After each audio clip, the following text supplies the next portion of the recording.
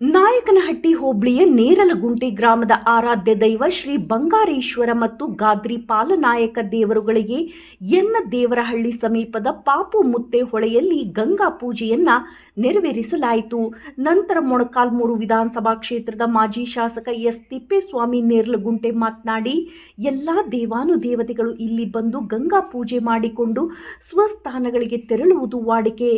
ಮ್ಯಾಸಮಂಡಲದಲ್ಲಿ ಮೊದಲ ದೇವರ ದಡ್ಡಿ ಸೂರನಾಯಕ ದೇವರಾದ ಮೇಲೆ ಮ್ಯಾಸಮಂಡಲದಲ್ಲಿ ಇರುವಂತಹ ಎಲ್ಲ ದೇವರುಗಳ ಕಾರ್ಯಕ್ರಮಗಳನ್ನು ನೆರವೇರಿಸಲಾಗುವುದು. ಬಂಗಾರೇಶ್ವರಿ ಮತ್ತು ಗಾದ್ರಿ ಪಾಲನಾಯಕ ದೇವರುಗಳು ಶಿವನ ರೂಪದಲ್ಲಿ ಭೂಮಿಗೆ ಬಂದು ನೆಲೆಸಿದ್ದಾರೆ ಎಂಬ ಪ್ರತೀತಿ ಇದೆ. ಆದ್ದರಿಂದ ಮ್ಯಾಸಮಂಡಲದ ವಿಶೇಷ ದೇವತೆಗಳನ್ನು ಕರೆತಂದು ಗಂಗಾ ಪೂಜೆ ನೆರವೇರಿಸುವುದು ನಮ್ಮ ವಾಡಿಕೆ ಎಂದು ಹೇಳಿದರು.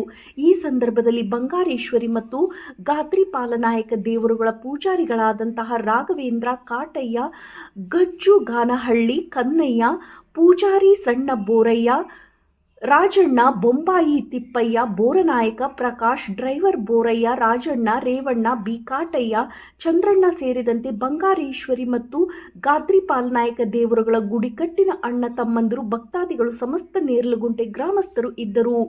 ವರದಿ ಕೆಟಿ ಓಬ್ಳೇಶ್, ನಲಗೇತನಹಟ್ಟಿ.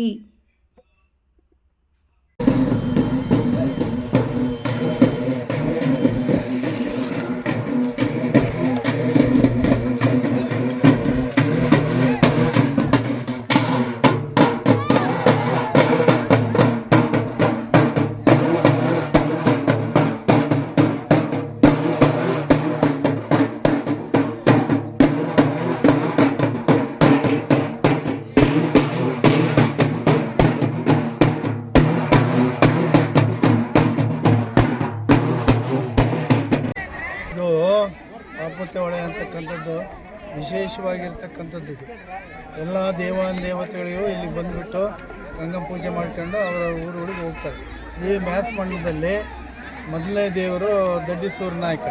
ಆ ದಡ್ಡಿ ಸೂರನಾಯಕ ದೇವರಾದಮೇಲೆ ಇಡೀ ಮ್ಯಾಸಮಂಡಲದಲ್ಲಿರ್ತಕ್ಕಂಥ ಎಲ್ಲ ದೇವರುಗಳೂ ಅವರ ಕಾರ್ಯಕ್ರಮಗಳನ್ನು ಮಾಡ್ತಾರೆ. ಇದು ಬಂಗಾರೇಶ್ವರಿ ಮತ್ತು ಗಾದ್ರಿ ಪಾಲನಾಯಕಿಯವರು ಶಿವನ ಅಂಶ ರೂಪದಲ್ಲಿ ಬಂದಿರತಕ್ಕಂಥವ್ರು. ಗಾದ್ರಿ ಪಾಲನಾಯಕ ಶಿವನ ಅಂಶ, ಬಂಗಾರೇಶ್ವರಿ ಪಾರ್ವತಿ. ಇವರು ಭೂಲೋಕಕ್ಕೆ ಬಂದುಬಿಟ್ಟು ಭೂಲೋಕದಲ್ಲಿ ಕೆಲವು ಕಾಲ ಕಳೆದುಬಿಟ್ಟು ಆಮೇಲೆ ಗಾದ್ರಿ ಪಾಲನಾಯಕ ಮತ್ತು ಬಂಗಾರೇಶ್ವರಿಗೂ ವಿರುದ್ಧ ಆಗುತ್ತೆ. ಯಾವುದೋ ಒಂದು ಸಣ್ಣ ಮಕ್ಕಳ ವಿಚಾರದಲ್ಲಿ. ಅದರಿಂದ ಅದು ಗಾದ್ರಿ ಪಾಲನಾಯಕ ಏನು ಮಾಡ್ತಾನೆ, ಇಲ್ಲಿ ಇರೋದೇ ಬೇಡಪ್ಪ ಅಂತ ಹೇಳಿಬಿಟ್ಟು ಗಾದ್ರಿ ಗುಡ್ಡಕ್ಕೆ ಹೋಗ್ತಾನೆ. ಆದರೆ ಹುಲಿ ಬಿಡೋದಿಲ್ಲ. ಅದು ನನ್ನ ಮಕ್ಕಳನ್ನ ಇವನು ಏನೋ ಮಾಡಿಬಿಟ್ಟಿದ್ದಾನೆ, ಕೊಂದುಬಿಟ್ಟಿದ್ದಾನೆ ಅಂತ ಹೇಳಿಬಿಟ್ಟು ಆಯಮ್ಮ ಹಿಂಬಾಲಿಸ್ಕೊಂಡು ಸೀದಾ ಗವಾಸರ ಗುಡ್ಡಕ್ಕೆ ಹೋಗ್ತಾನೆ. ಆಯ್ತಾ ಅಲ್ಲಿ ಹೋಗಿ ರೊಪ್ಪ ಹಾಕ್ಕೊಂಡು ಅಲ್ಲೇ ಸ್ವಲ್ಪ ದಿವಸ ಇರ್ತಾನೆ. ಇದು ಬಿಡೋದಿಲ್ಲ. ಬರೋದು ನೋಡಿಬಿಟ್ಟು ಇಲ್ಲಿದ್ದರೆ ನನ್ನ ತಿಂದಾಗಿಬಿಡುತ್ತೆ ಅಂತ ಹೇಳಿಬಿಟ್ಟು ಗಾದ್ರಿ ಗುಡ್ಡಕ್ಕೆ ಹೋಗ್ಬಿಟ್ಟು ಅಲ್ಲಿ ಹೋಗ್ಬಿಟ್ಟು ದಟ್ಟವಾಗಿರ್ತಕ್ಕಂಥ ಕಾಡು, ಆ ಕಾಡಿನಲ್ಲಿ ವಾಸ ಮಾಡ್ತಾನೆ. ಹಾಗೆ ಈ ಹುಲಿ ಏನು ಮಾಡಿಬಿಡುತ್ತೆ, ಯಾರೋ ಒಬ್ಬನ ಕೇಳ್ದಂತೆ, ಏನಪ್ಪ ಇಲ್ಲಿ ಯಾರೋ ಒಬ್ಬನಿಂದ ಬಂದ ಎಲ್ಲ ನೋಡಿದೆ ಅಂತ.